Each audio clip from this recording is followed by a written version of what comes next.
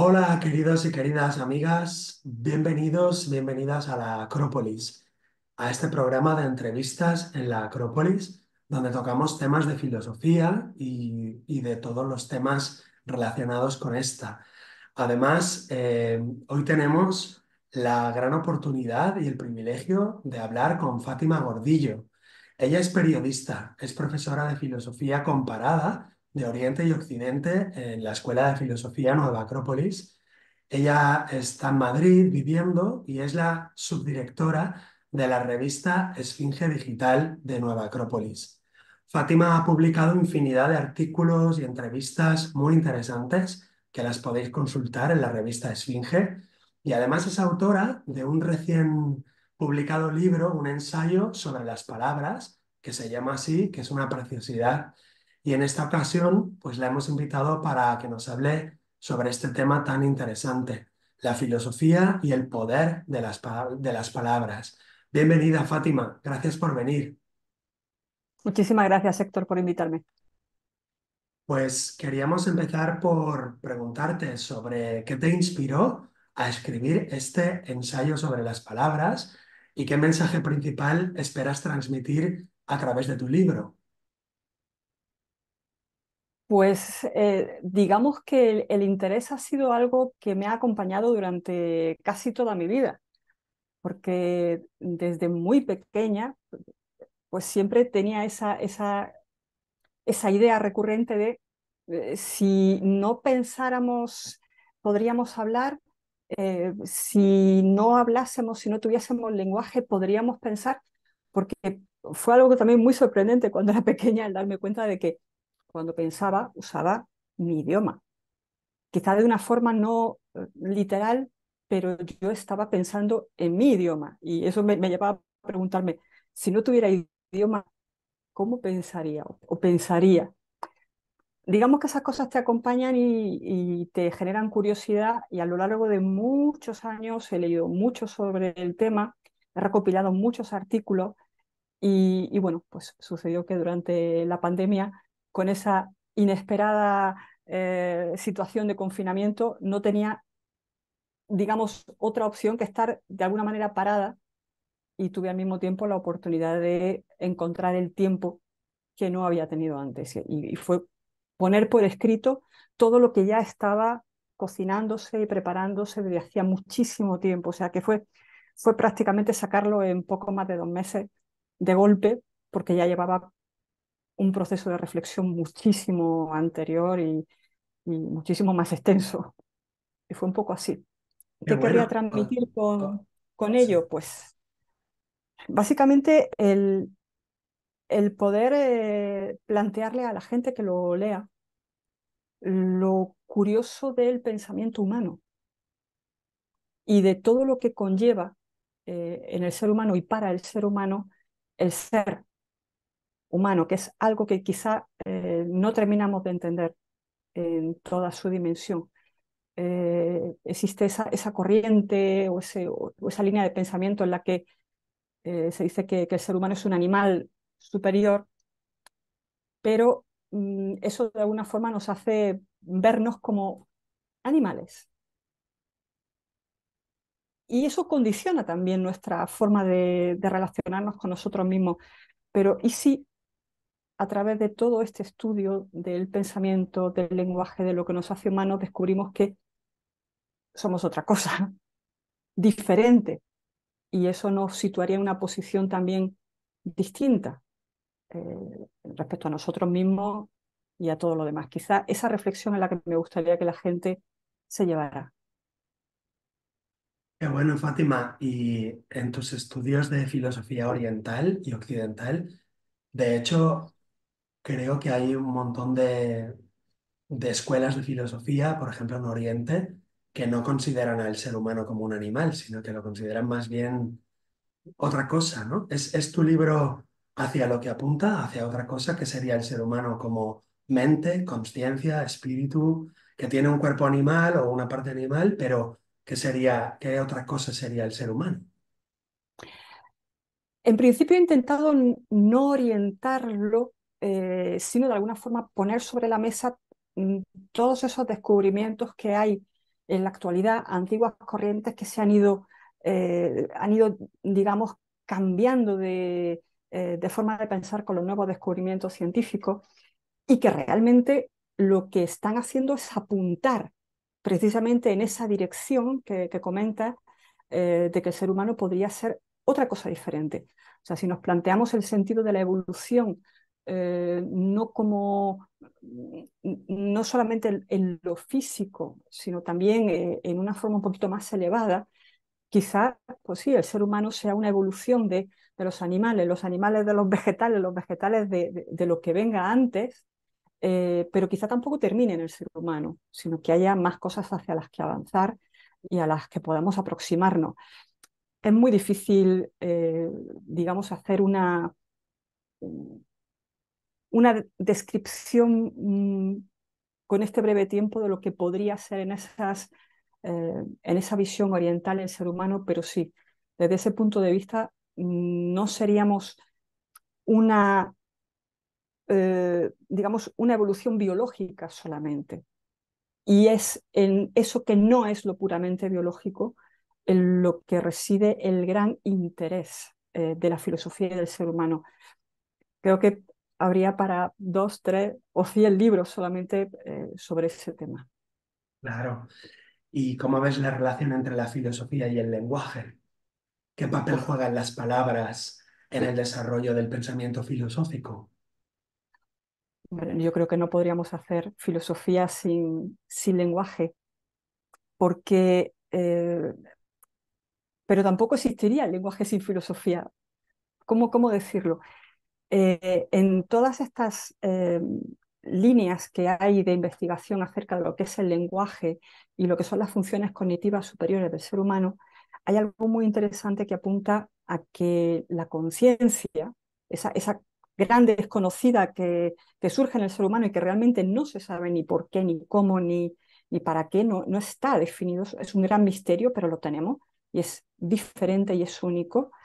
Esa conciencia ha sido la generadora de todo lo demás, ha sido la generadora de nuestra forma de pensar, que incluye un pensamiento, una capacidad de pensamiento abstracto, una capacidad del desarrollo de la imaginación, de la creación de símbolos, de la creación de conceptos. O sea, nosotros somos capaces de elaborar conceptos, de comprender qué son las cosas y para qué sirven y explicarlo.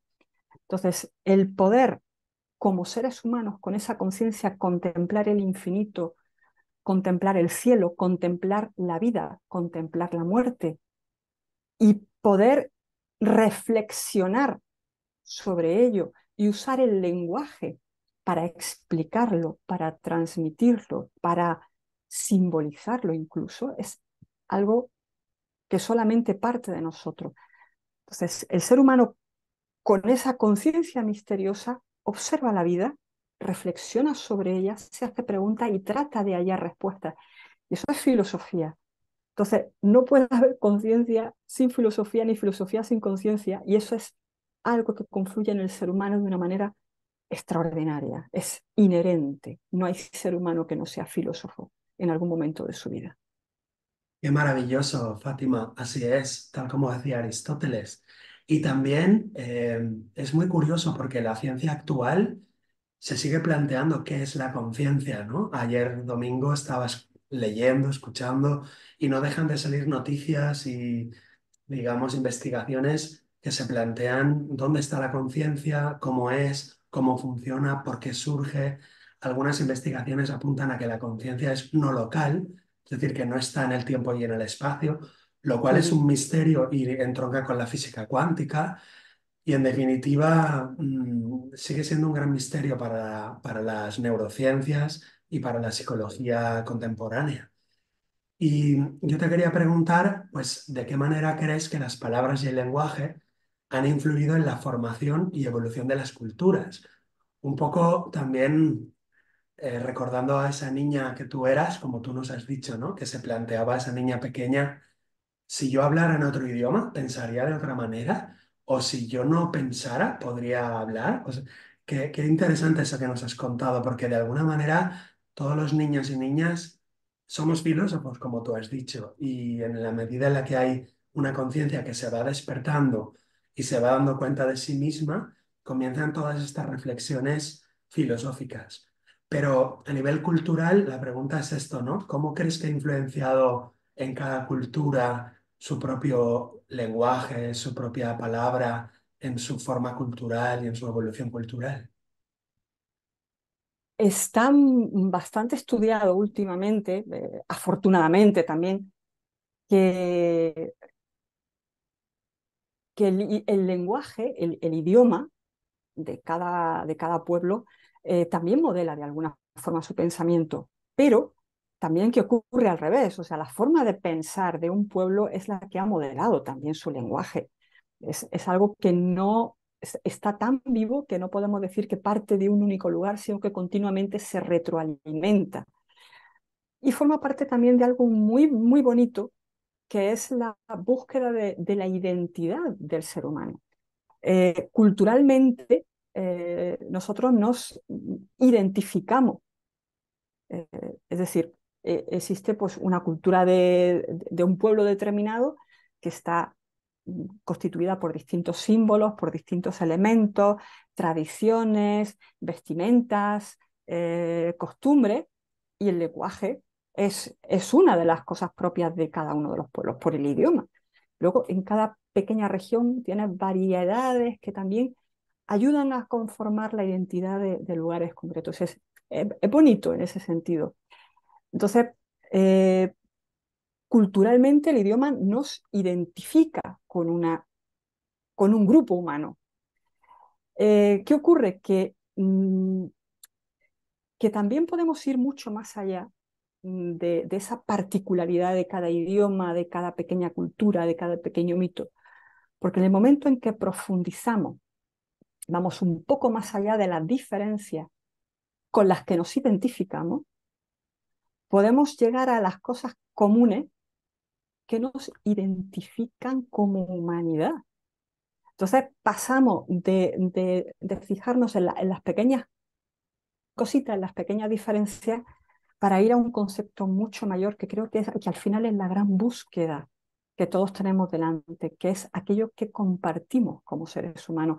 Ahí el lenguaje puede hacer mucho porque no se trata de fijarnos en la diferencia, sino en la infinidad que hay tanto de cuestiones comunes.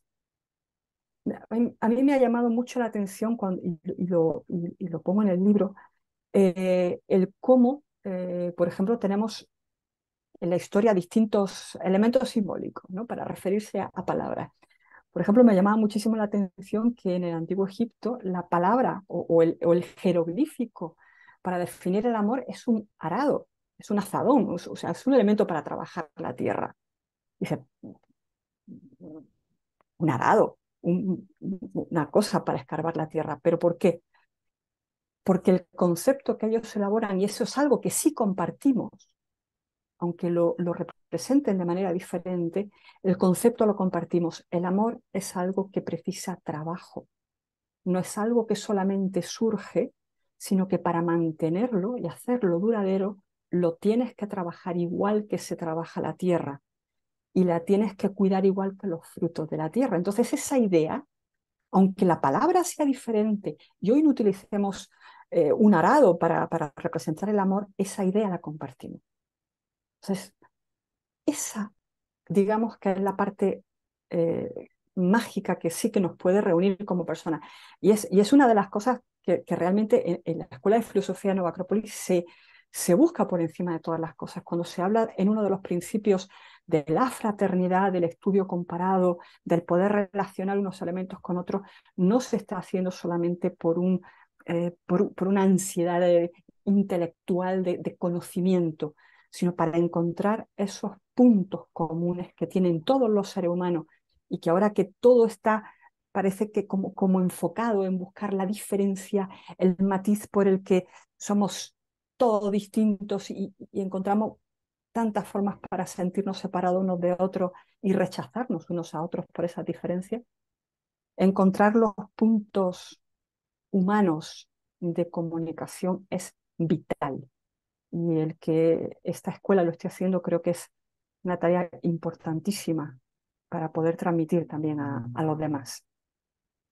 Ostras, Fátima, qué bonito lo que nos has explicado, qué bello, porque mientras hablabas pensaba que si más allá de las diferencias idiomáticas o de las palabras podemos encontrar conceptos comunes en toda la humanidad, podríamos lograr encontrar más allá de las diferencias una especie de idioma universal o en otras palabras, la mente colectiva o la mente universal, o podríamos encontrar, digamos, ese idioma original que no sé cómo llamarlo, ¿no? Quizás sería el inconsciente colectivo del cual nos habla Carl Jung, o el mundo mental de los arquetipos del que nos habla Platón, pero Mm, es maravilloso porque sería un punto de conexión de todos los seres mm. humanos y la fraternidad, si se encontrara eso, estaría justificada desde el origen, desde el inicio.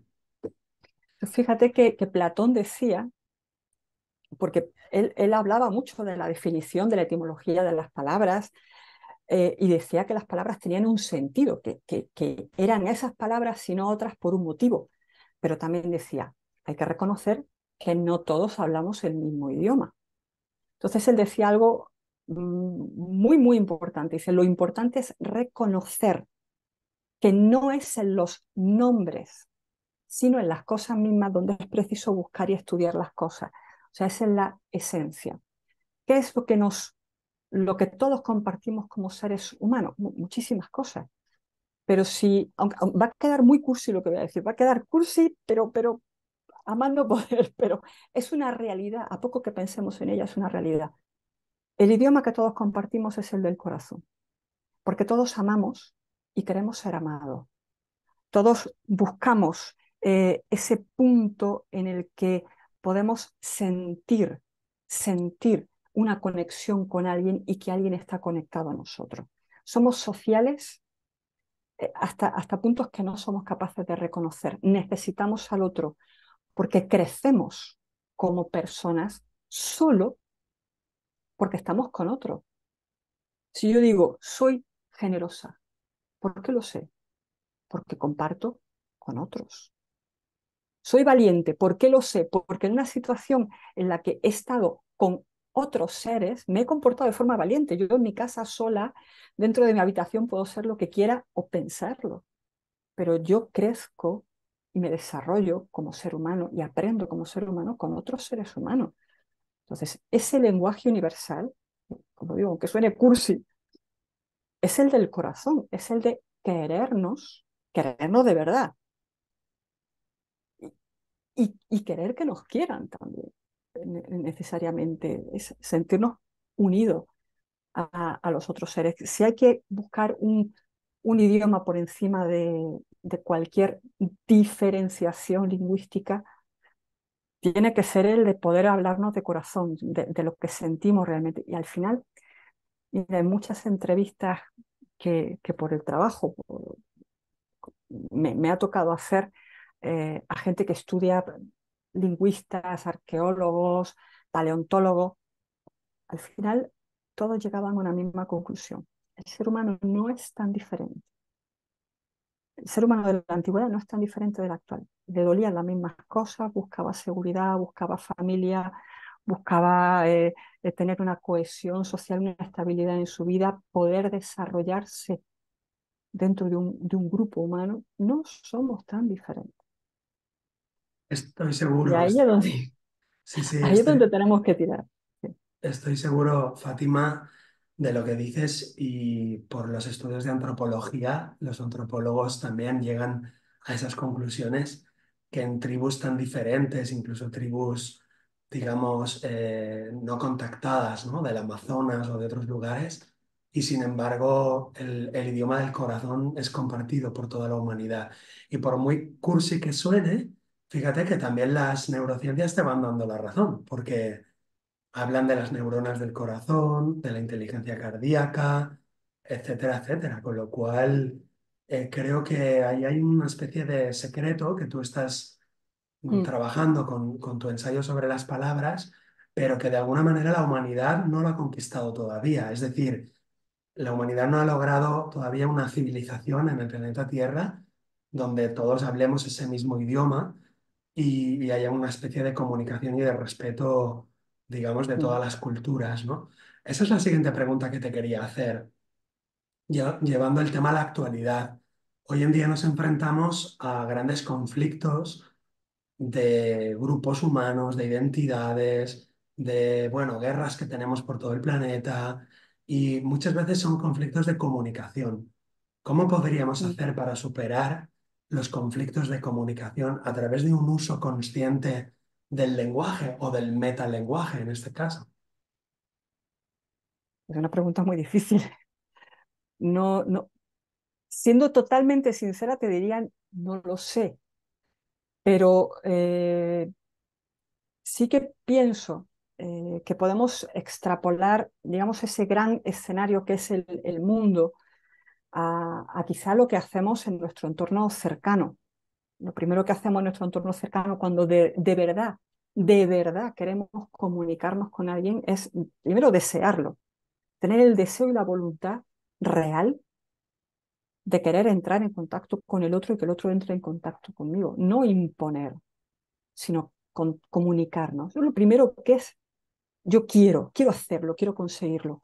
Y a partir de ese primer paso ya puedes ir dando los demás, porque yo creo que muchas veces no se da esa comunicación porque no se quiere dar. Porque tú quieres imponer tu visión o que el otro no te imponga la suya, lo estás viendo desde un punto de vista agresivo, violento. Entonces existe un rechazo, porque piensas que aceptar al otro va a ser cambiar tú. Y a veces hay que hacerlo un poco, a veces hay que aceptar eso un poco, el que puedas cambiar algo de ti. Pero bueno, partiendo de esa primera voluntad de querer comunicarte con otro, yo creo que lo siguiente es poder establecer unos puntos comunes y unas definiciones comunes. Fíjate que también pienso, y bueno, pienso, casi que lo puedo afirmar y lo puedo constatar a lo largo de también de muchos años de profesión, que la mayoría de las veces que tenemos un conflicto a la hora de dialogar es porque estamos entendiendo cosas diferentes. Ujú, Ponte tú que queremos hablar de Dios, eterno tema de guerra y de conflicto. A ver, ¿tú qué entiendes por Dios? ¿Yo qué entiendo por Dios? Porque a lo mejor estamos hablando, nos estamos refiriendo a cosas totalmente diferentes e imposible que llegamos a un punto de acuerdo. Entonces, después de querer comunicarnos, tenemos que establecer cuál es el marco de comunicación. Es decir, vale, vamos a ver si hablamos de la misma cosa. Para mí es esto, para ti es esto. Vamos a intentar eh, referirnos cuando hablemos de Dios, de la humanidad, de la justicia, de la educación, entender los dos la misma cosa. Y bueno, la cosa es escuchar y no estar cerrado. Por lo que decía antes, a veces no queremos que nos cambien, no queremos cambiar nuestra posición porque pensamos que es una derrota. A veces la derrota es no aceptar la posibilidad de un cambio ujú. de pensamiento. Sí, sí. Lo- Y, y- lo- y bueno, y ya a partir de ahí ya lo que se tercie, pero yo creo que sin eso cualquier posibilidad de diálogo o de comunicación queda cerrada de entrada. ujú. Sí, creo que todos hemos tenido la experiencia alguna vez de hablar con una persona, por ejemplo, de árabe o de Turquía o de otro país, en inglés o en chino, y hemos tenido toda la experiencia de que, más allá del idioma, mirándonos a los ojos y gesticulando, hemos logrado entendernos y comunicarnos.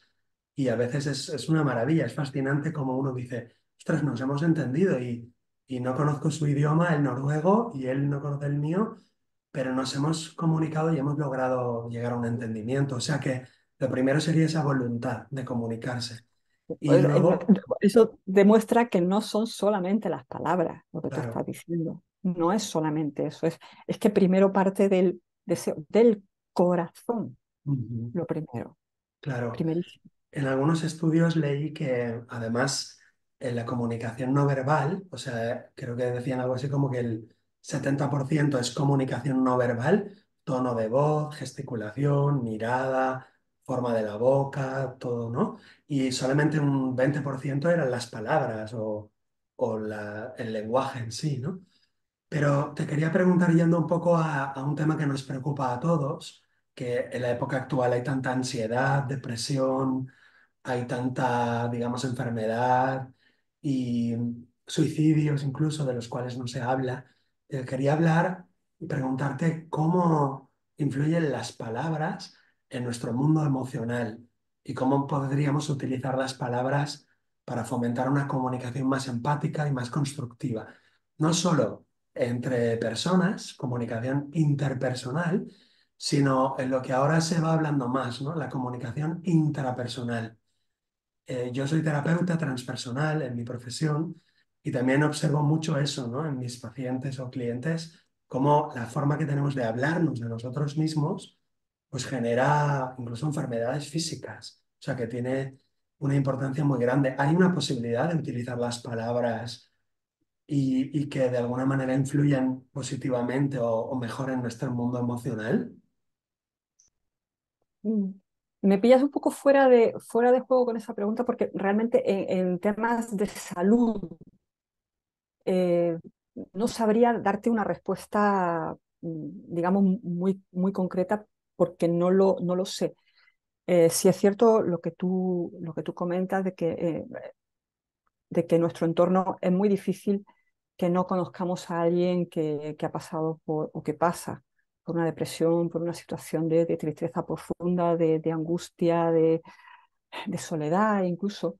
Eh, mm, Dentro de mi gran desconocimiento de ese tipo de cuestiones y mi acción sanitaria o terapéutica, sí creo que hay elementos comunes que no son muy diferentes de los que hemos hablado antes re- con respecto a la comunicación con otros. Lo primero es querer, pienso. A veces nos cuesta querer porque implica lo que decía también antes, cambios, cambios que quizás no estamos dispuestos a hacer o cómo hacer. Pero el primer paso tiene que ser un paso de voluntad, o un pequeño paso de voluntad de no querer estar donde uno está o estar en otro lugar. Porque mientras uno quiera estar en ese lugar o no sepa cómo salir de ese lugar o piense que no puede, va a ser complicado dar los pasos para salir.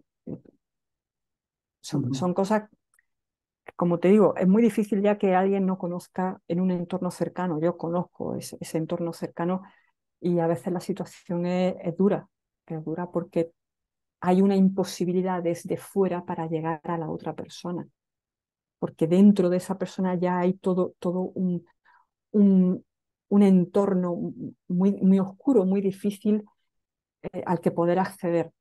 Eh, sí, sí. Palabras, sí, hay palabras que a veces consiguen tocar,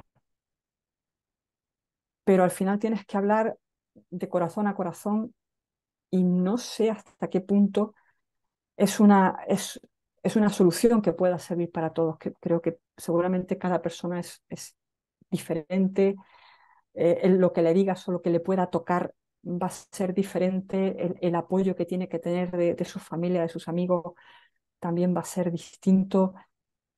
Y luego tendrá que ser, pues como ese mismo lenguaje que estaba diciendo que se retroalimenta. Es, Son palabras que te ayudan a cambiar algo en tu pensamiento, pero es un pensamiento también que tú tienes que alimentar y que tienes que hacer crecer para que también tu diálogo interior vaya cambiando. Ujú. Mm, Qué bueno. Son las mismas cosas que estamos diciendo aplicadas afuera, aplicadas a la historia, aplicadas a uno mismo. Y te digo, desde el total desconocimiento de la terapéutica de estas Ujú, cosas, ojalá ujú. Y hubiese volviendo, una forma Fátima, de solucionarlo. Dime. volviendo, Fátima, a la filosofía comparada, Sí. desde tu perspectiva como especialista en filosofía comparada de Oriente y Occidente, ¿existen diferencias significativas en cómo estas culturas entienden y utilizan las palabras? Sí, la verdad es que sí. La verdad es que si hemos llegado a hablar en nuestro tiempo de Oriente y Occidente, es porque la forma de pensar y de comunicarse de Oriente y la de Occidente son bastante distintas. Hay digamos,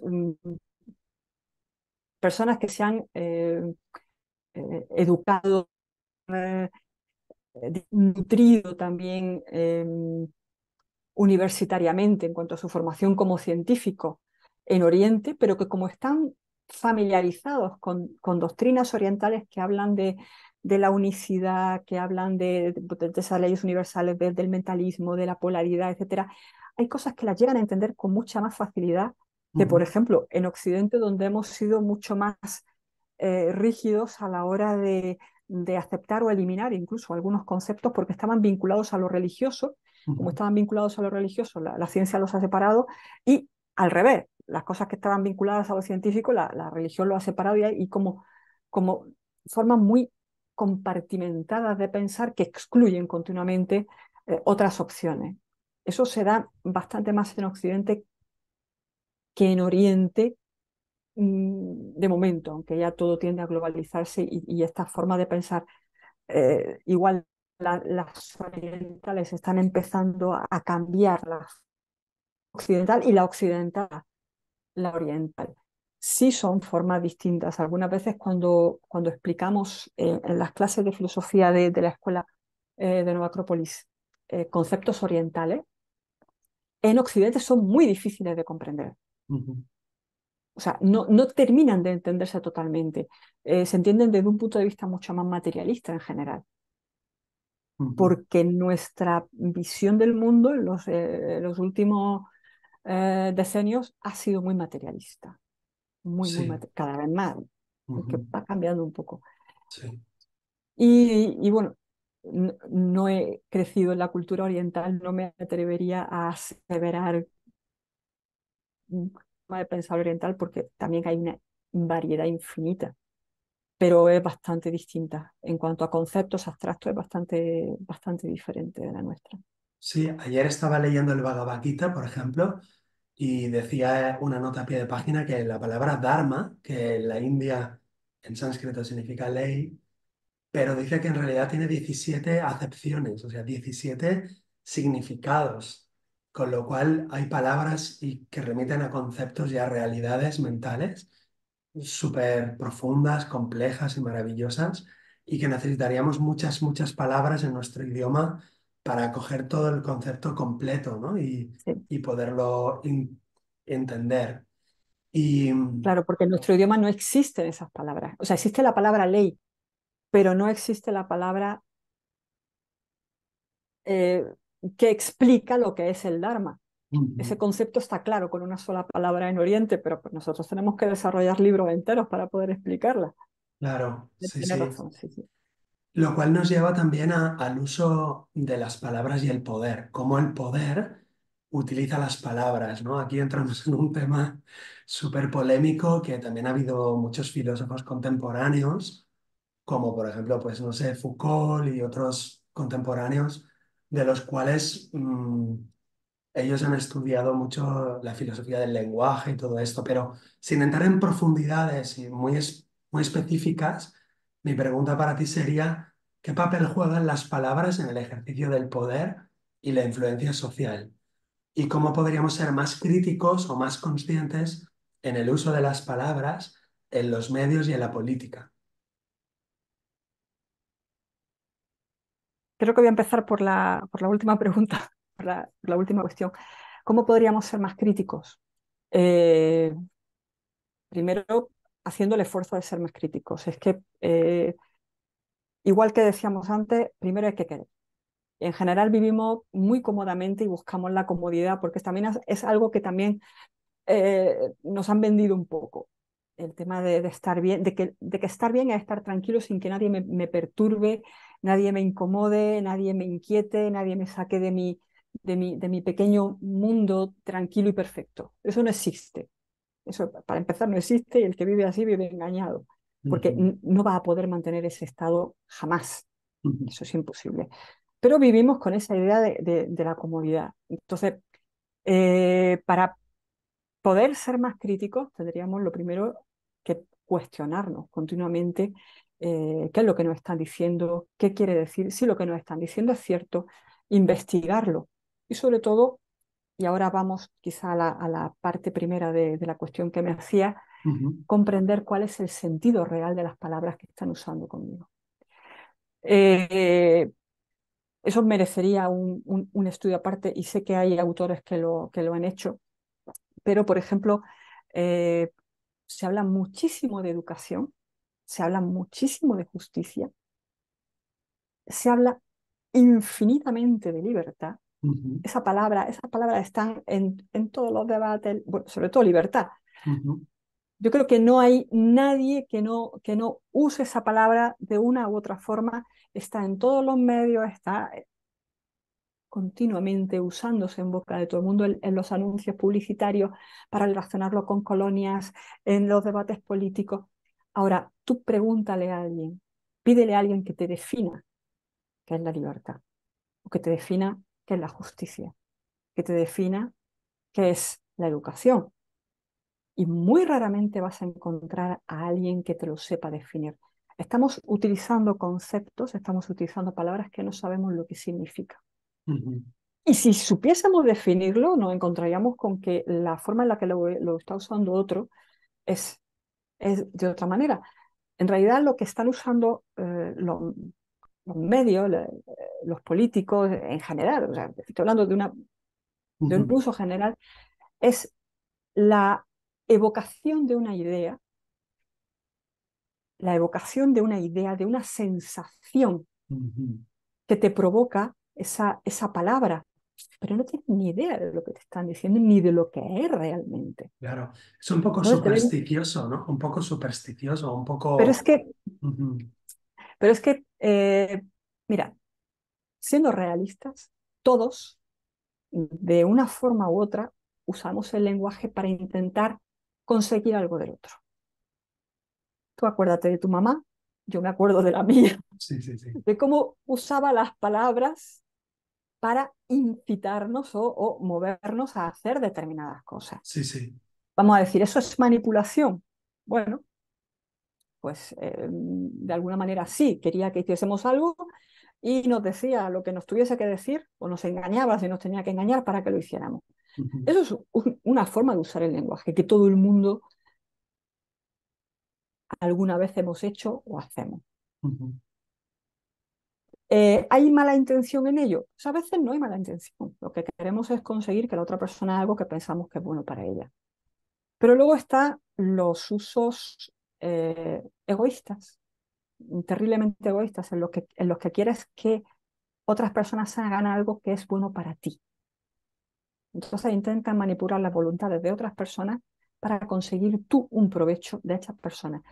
Y a lo mejor lo que esas personas consigan no va a ser bueno para ellas, va a ujú, ser incluso malo, pero es bueno para ti.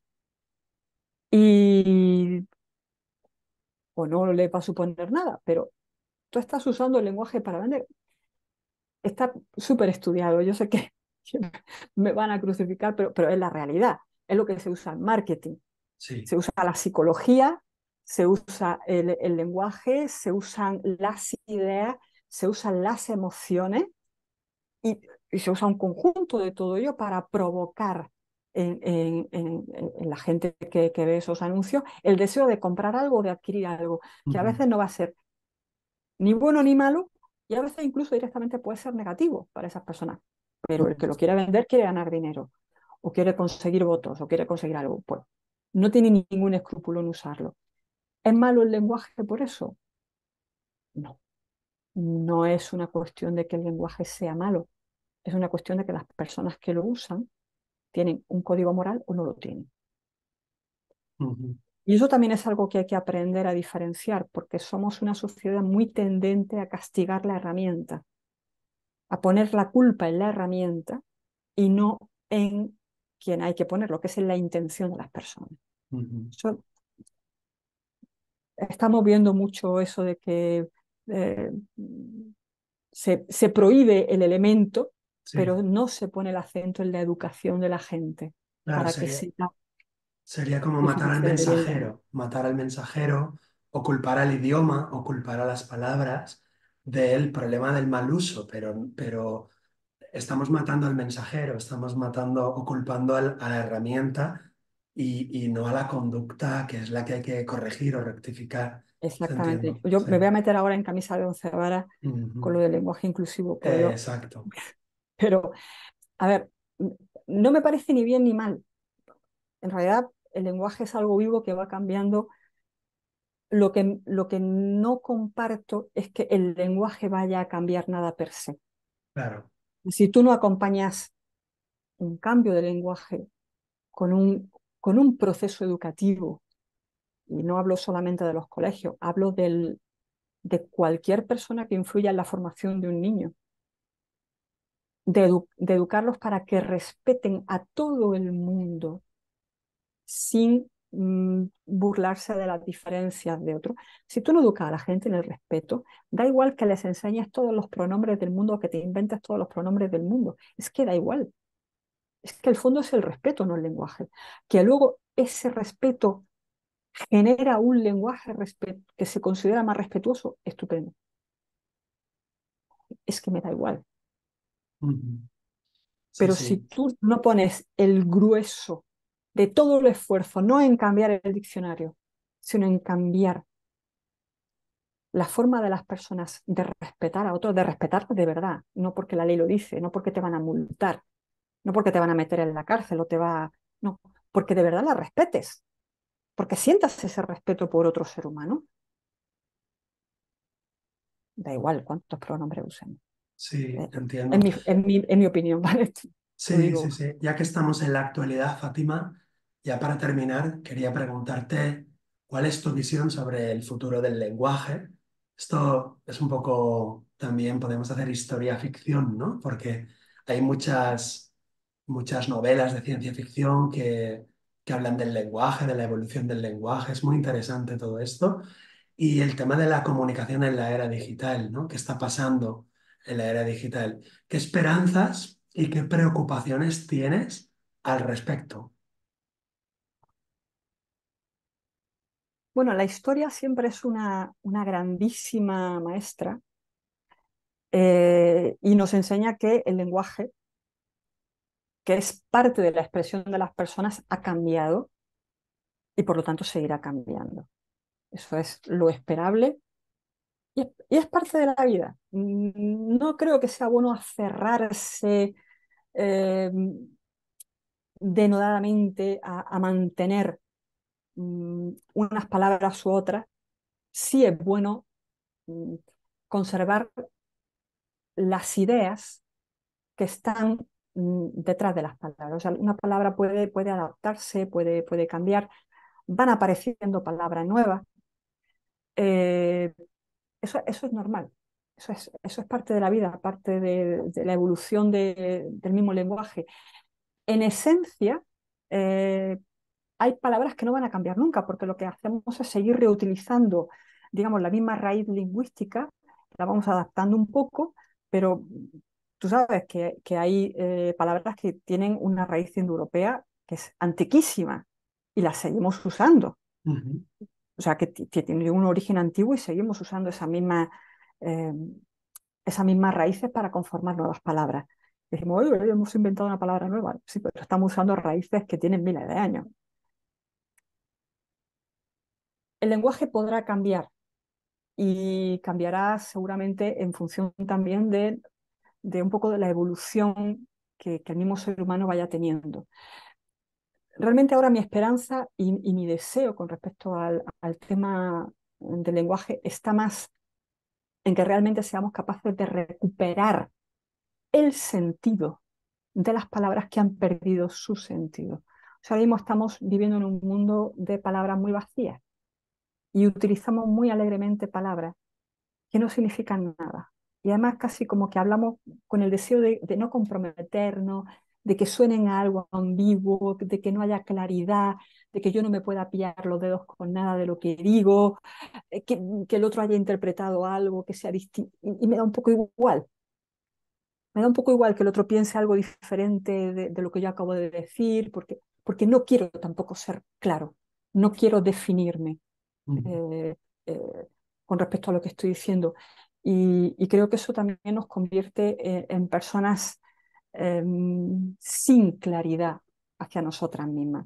No sabemos muy bien lo que somos porque tampoco sabemos ni queremos expresarnos con esa claridad.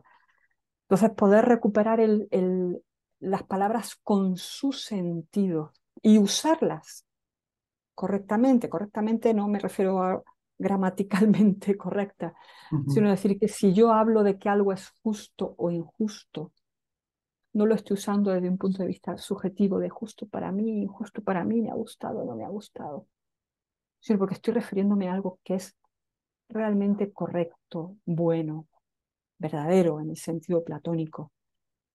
Y que yo no use, digamos, esos conceptos de libertad o de amor simplemente con un propósito egoísta de vender o de convencer a otro o de venderle cualquier historia, sino porque realmente estamos hablando de una libertad humana, de una libertad esencial del ser humano, que no se compra, que no se vende, o de un amor profundo. Entonces, si logramos que también es una de las cosas bonitas que se pueden, que se pueden estudiar en la Escuela de Filosofía de Nueva Acrópolis, ese sentido original y profundo de las cosas y poder desarrollarlo y que nuestras palabras sean, nuestra comunicación sea veraz. ujú. Va a ser mucho más fácil. Es que no, estoy ahora emocionándome, pero es que realmente cuando tú lo que dices sale realmente de aquí, es muy fácil que el otro lo entienda porque le llega también ahí. Y Ujú. si tú estás hablando de justicia en el sentido en el que su corazón lo entiende y tu corazón lo entiende, la palabra tiene sentido. Me recuerda un Y poco, entonces así. Fátima, lo que estás explicando me recuerda un poco a una conferencia que diste en Nueva Acrópolis, Cádiz, donde presentabas tu ensayo sobre las palabras y ahí hablabas de Confucio. ¿Nos quieres explicar Ujú. brevemente, ya para terminar, esas ideas que explicabas de Confucio, de las palabras? Sí, es una anécdota preciosa que recogí de un texto, de, un, de una edición de la editorial Edaf, de las Analectas de Confucio. Entonces, la persona que hace la introducción relata una anécdota de Confucio en la que le preguntan a Confucio qué es lo que haría si tuviese la posibilidad de gobernar según su propio criterio, sin ningún impedimento, qué es lo primero que haría. Y Confucio dice que lo primero que haría sería rectificar las palabras, porque realmente dentro de las palabras está el sentido de los conceptos, y aunque no nos demos cuenta, la acción humana, nuestras acciones se basan en lo que entendemos respecto a ellas. Por lo tanto, si las palabras no son las correctas, si los conceptos que encierran no son los correctos, la acción humana no es correcta tampoco. Y hace una explicación preciosa de eso, muy sencilla, muy clara, y de alguna forma fue el detonante de escribir el libro, esa anécdota de Confucio. Si nosotros encontramos realmente lo que las cosas significan verdaderamente, nos podemos acercar a ellas. Si no sabemos lo que son, no podemos ir hasta ellas. Es así de sencillo. Es así de sencillo. Qué maravilla, Fátima. Gracias, Fátima Gordillo, periodista, subdirectora de la revista Esfinge Digital, para que la consultéis, la revista Esfinge, y profesora de filosofía comparada de Oriente y Occidente. Ha sido un placer, ha sido una entrevista muy rica, muy jugosa, muy hermosa, muy humana también. Te agradecemos mucho que hayas venido aquí a la Acrópolis, a las entrevistas. ¿Y dónde te pueden encontrar o cómo pueden encontrar tu libro? Si quieren hacer clases de filosofía contigo, ¿dónde pueden ir? Cuéntanos un poco dónde estás y dónde encontrarte y ya cerramos así la entrevista. A ver, el libro en librerías, en principio está prácticamente en todo el mundo, por lo que sé. Ha llegado, a veces me llegan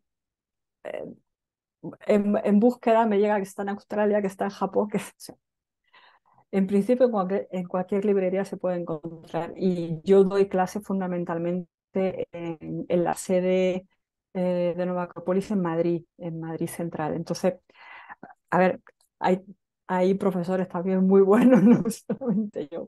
Ujú, Pero sí quiero invitar a cualquier persona que esté interesada a conocer algo más acerca de la filosofía y de esa practicidad humana y ese sentido humano que tiene la filosofía, que se acerque a cualquier escuela de filosofía en Acrópolis, porque a poco que pueda acceder a alguno de esos primeros cursos de filosofía comparada, lo que se va a llevar va a ser inmenso, inmenso. Y solamente por eso merece la pena emplear esos pequeños meses que dura ese curso introductorio para descubrir un gran número de cosas que te pueden servir en cualquier circunstancia de tu vida. Eso no tiene ujú. precio. Muchísimas gracias, Fátima. Gracias otra vez. Y bueno, pues queridos amigos y amigas, terminamos con la filosofía y el poder de las palabras, pero en realidad esto no ha hecho más que empezar. Así que os invito a que busquéis el libro de Fátima, el ensayo sobre las palabras, y que estudiéis filosofía con nosotros. Os enviamos un abrazo muy grande desde la Acrópolis y nos vemos en la siguiente entrevista. Hasta pronto. Gracias.